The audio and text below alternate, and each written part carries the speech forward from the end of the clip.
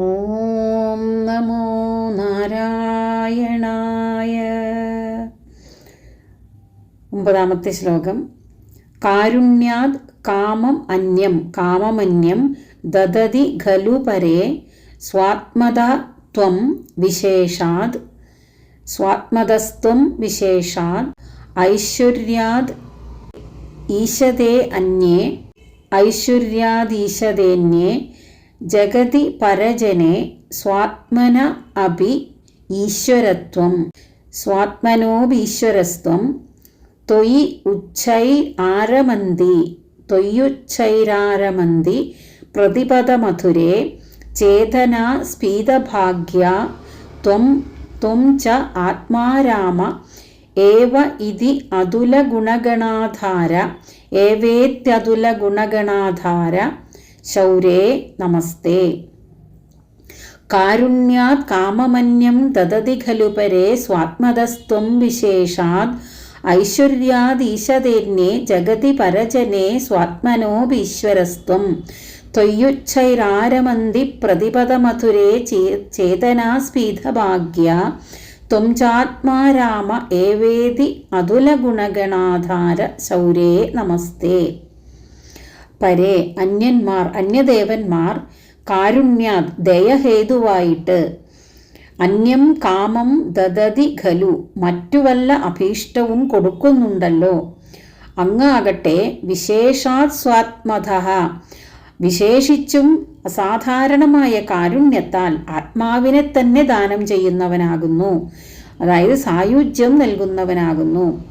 മറ്റു ദേവന്മാർ ഐശ്വര്യം ഈശ്വരത്വം ഹേതുവായിട്ട് ജഗതി പരജനെ ഈശതെ ലോകത്തിൽ മറ്റുള്ളവരുടെ വിഷയത്തിൽ സ്വാമിത്വമുള്ളവരാകുന്നു. മറ്റുള്ളവർക്ക് സാധാരണ ജനങ്ങൾക്ക് ഈശ്വരനാകുന്നു. ത്വം സ്വാത്മന അപി ഈശ്വര അവിടുന്ന് സ്വാത്മാവിന് കൂടിയും അതായത് തനിക്ക് തന്നെയും ഈശ്വരനാകുന്നു. തഴച്ച ഭാഗ്യമുള്ള ജീവികൾ ഭാഗ്യമുള്ള ജനങ്ങൾ അടിക്കടി ആസ്വാദ്യനായി തീരുന്ന അങ്ങയെ വിഷയമാക്കിക്കൊണ്ട് അതാണ് പ്രതിപദ മധുരേ ത്വയി അടിക്കടി ആസ്വാദ്യനായി തീരുന്ന അങ്ങയെ വിഷയമാക്കിക്കൊണ്ട് ഉച്ചൈഹി ആരമന്തി എന്തെന്നില്ലാതെ ആഹ്ലാദം കൊള്ളുന്നു.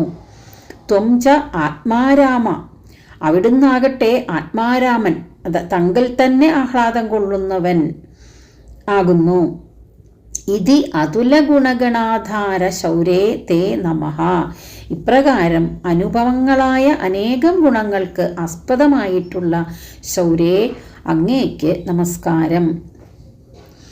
മറ്റുള്ള ദേവന്മാർ സാധാരണ ജനങ്ങൾക്ക് ഈശ്വരനാകുന്നു.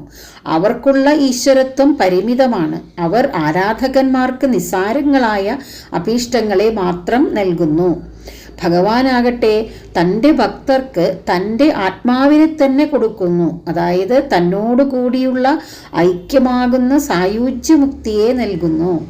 ലോകത്തിൽ സകല ജീവവസ്തുക്കൾക്കും പ്രധാനമായിട്ടുള്ള വസ്തു ആത്മാവാണ്. അപ്രകാരമുള്ള ആത്മാവിനെ പോലും നൽകുന്ന ഭഗവാന്റെ ഔദാര്യം വർണ്ണിക്കാനാകാത്തതാണ്. ഭഗവാൻ ഈ പ്രപഞ്ചത്തിൻ്റെ ആത്മാവിൽ തന്നെ അന്തര്യാമിയായി ഇരുന്നു കൊണ്ട് നിയന്ത്രിക്കുന്നു.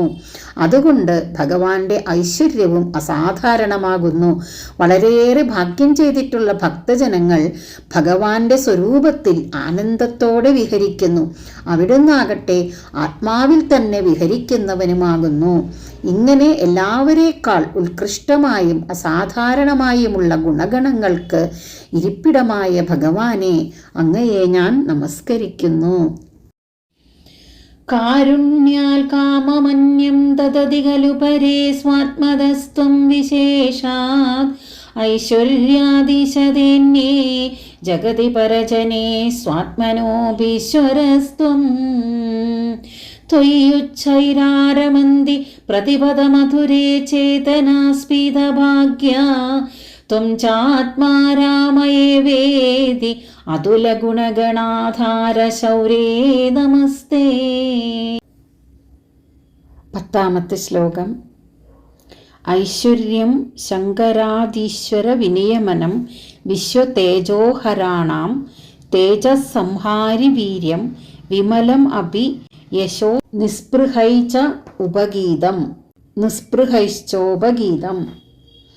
അംഗാസംഗാ സദാ ശ്രീ അഖിലവിദ് അസി സദാ ശ്രീരഖിലവിദസി ന ക്വാപി തേ സംഗവാർത്താ തദ്വാദാകാരവാസിൻ മുരഹര ഭഗവച്ഛബ്ദമുഖ്യാശ്രയ അസി.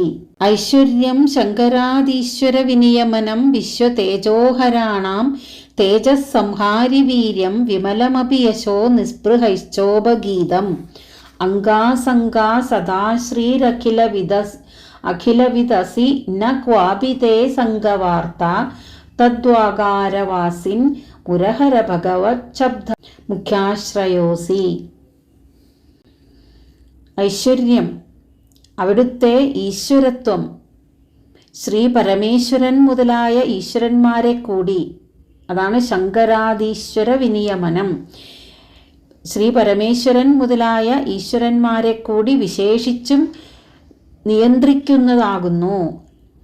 വീര്യം വിശ്വതേജോഹരാണാം തേജസംഹാരി, അവിടുത്തെ വീര്യം അതായത് തേജസ് സർവ തേജസ്സുകളെയും പിടിച്ചടക്കുന്നവരുടെ, അതായത് സൂര്യൻ അഗ്നി പ്രഭൃതികളുടെ തേജസ്സിനെയും കീഴ്പ്പെടുത്തുന്നതാകുന്നു. വിമലം യശഃ അപി, സംശുദ്ധമായ യശസ്സും നിസ്പൃഹൈജ ഉപഗീതം, നിസ്പൃഹന്മാരാൽ, അതായത് ഒന്നിലും കാംക്ഷയില്ലാത്ത സിദ്ധന്മാരാൽ, സനകാദിമാരെ പോലുള്ള മുക്തന്മാരാൽ പോലും പുകഴ്ത്തപ്പെട്ടതാണ്. ശ്രീ സദാ അംഗാസംഗ, സാക്ഷാൽ ലക്ഷ്മീദേവി ഏതു കാലത്തും അവിടുത്തെ തിരുവുടലിനോട് താല്പര്യം കാട്ടിക്കൊണ്ട് വർത്തിക്കുന്നു. അഖിലവിദ് അസി, അങ്ങ് സർവജ്ഞനാകുന്നു. സംഘവാർത്താത്തെ, ആസക്തിയുടെ കഥ പോലും അങ്ങേക്ക് ന ക്വാപി, ഒന്നിലും ഇല്ല. തദ്വാദാകാരവാസിൻ, ആകയാൽ അല്ലയോ ഗുരുവായൂരപ്പ മുരാന്തക, അവിടുന്ന് ഭഗവാൻ എന്ന പേരിന് പ്രധാന ആശ്രയമാകുന്നു. ഐശ്വര്യം, വീര്യം, യശസ്, ശ്രീ, ജ്ഞാനം, വൈരാഗ്യം എന്നിവയാണ് ഭഗവത് ശബ്ദത്തിൻ്റെ അർത്ഥം. ഭഗമുള്ളവൻ ഭഗവാൻ. ഈ ധർമ്മങ്ങൾ വിഷ്ണുവിനല്ലാതെ മറ്റൊന്നിലും തികഞ്ഞ് പ്രകാശിക്കുന്നില്ല. ഭഗവാന് ശങ്കരൻ മുതലായ ദേവന്മാരെ പോലും നിയന്ത്രിച്ചു നടത്താനുള്ള ഐശ്വര്യമുണ്ട്. തേജസ് എന്ന് പറയപ്പെടുന്ന വീര്യവും മറ്റു തേജസ്വികളുടെ തേജസ്സിനേക്കാൾ എത്രയോ അധികമാണ്. യശസ്സാണെങ്കിൽ അതിശുദ്ധവും സനകാദികളായ മുക്തന്മാരാൽ പോലും എപ്പോഴും ഗാനം ചെയ്യപ്പെട്ടതുമാകുന്നു.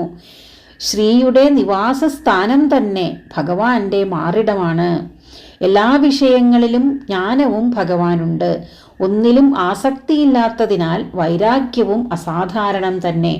ഇങ്ങനെ മേൽപ്പറഞ്ഞ 6 ഭഗപദാർത്ഥങ്ങളും വേർപിരിച്ചെടുക്കാൻ സാധിക്കാതെ വിളങ്ങുന്ന ഭഗവാൻ തന്നെയാണ് ഭഗവത് ശബ്ദത്തിൻ്റെ മുഖ്യമായ അർത്ഥം. ഐശ്വര്യം ശങ്കരാദീശ്വര വിനിയമനം വിശ്വതേജോഹരാണാം തേജസ്സംഹാരി വീര്യം വിമലമപി യശോ നിസ്പൃഹൈശ്ചോപഗീതം അംഗാസംഗാ സദാ ശ്രീരഖിലവിദസി ന ക്വാപി താ സംഘവാർത്താ തദ്വാദാകാരവാസിൻ മുരഹര ഭഗവത് ശബ്ദമുഖ്യാശ്രയോസി.